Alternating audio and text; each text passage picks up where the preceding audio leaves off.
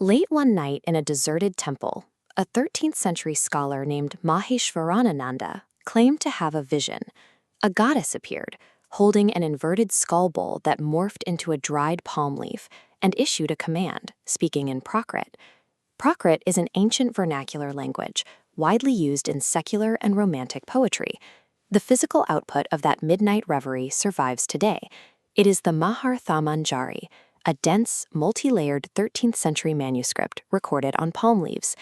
Maheshvarananda explicitly categorized his work as a tantra.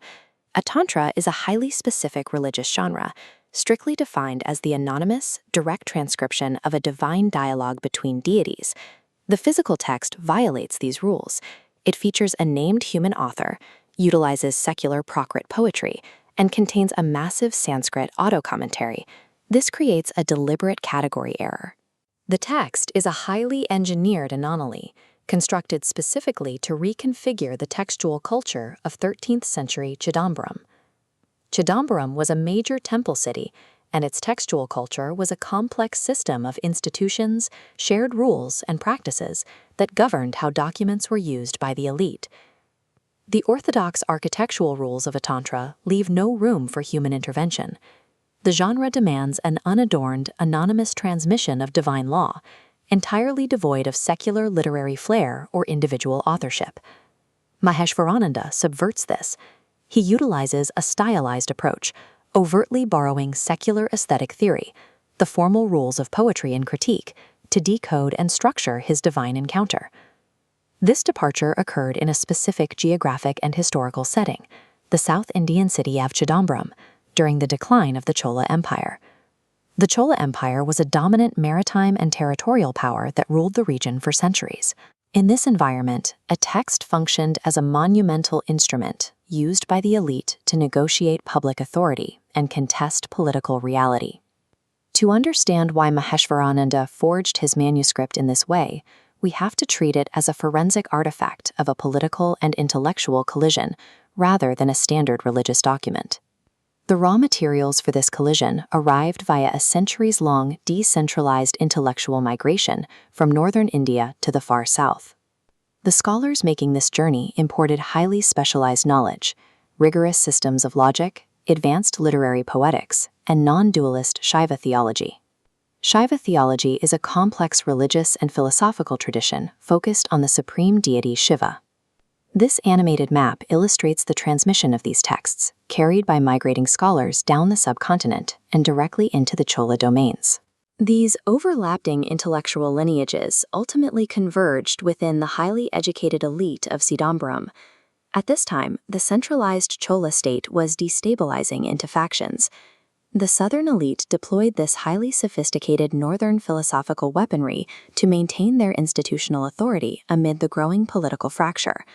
We can observe this philosophical weaponry in action by analyzing the very first prose sentence of the Mahārthamañjārī's Sanskrit commentary. In this text block, Maheshvarananda makes a highly specific claim.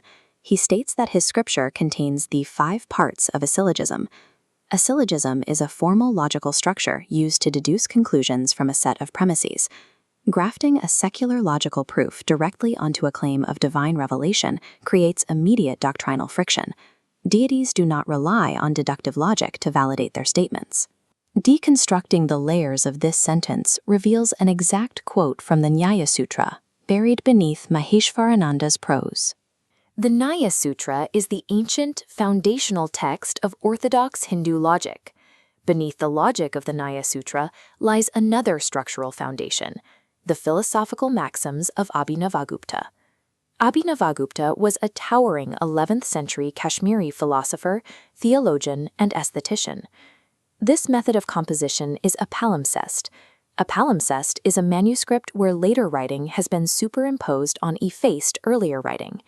It is a deliberate lamination of authoritative precursor texts used to force new reality into existence.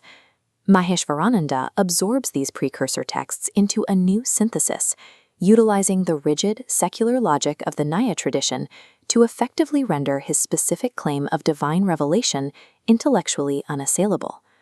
Combining disparate languages and genres was not a tactic limited to private palm leaf manuscripts.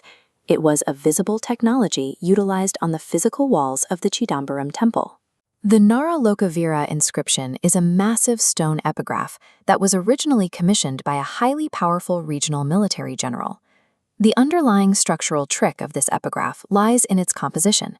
It is bilingual, written in both Sanskrit and Tamil, but the two texts are completely divergent in the data they present and their intended goals. The Sanskrit verses elevate the general to a cosmic plane. They selectively reframe his military victories and major public works strictly as acts of pure religious devotion to the gods. By contrast, the Tamil verses are grounded and bureaucratic. They focus on the exact wealth seized from defeated northern kings, taxation records, and territorial borders. This divergence functions as a precise mechanism. The epigraph addresses distinct audiences simultaneously, deploying two methodologies of power in the exact same space. Fusing cosmic aesthetic language with hyperlocal political reality was the proven public technology for manufacturing absolute authority in Chola textual culture. Returning to the Mahārthamañjarī, we can see that Maheshvarananda applied the exact mechanics of these public stone epigraphs directly to the anomaly of his manuscript. His use of elusive, aesthetic Maharashtri Prakrit verses functions identically to the grounded, local Tamil language carved into the temple walls. It provides an immediate, grounded entry point. This structural flowchart illustrates the parallel. His dense, Kashmiri-inflected Sanskrit commentary acts as the cosmic, authorizing superstructure, mirroring the Sanskrit carvings on the stone. The lamination of these two distinct registers successfully synthesizes aesthetic intimacy with unassailable theological rigor. Maheshvarananda intentionally shattered strict religious genre rules, specifically to mimic the authority-building technology of the political elite. The ultimate outcome of this textual engineering was effective. Maheshvarananda forced the expansion of the Orthodox Tantra canon to include his hybrid creation. In the collapsing political landscape of the late Chola Empire, relying solely on claims of divine origin was no longer enough to secure institutional survival. This strategy worked.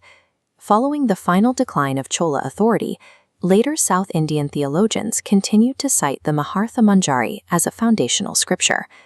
By combining the rigorous architecture of a philosopher with the public visibility of a politician, Maheshvarananda secured the text's institutional survival through the state's collapse. In pre-modern South Asia, the forensic engineering of language provided the primary technology for ordering reality.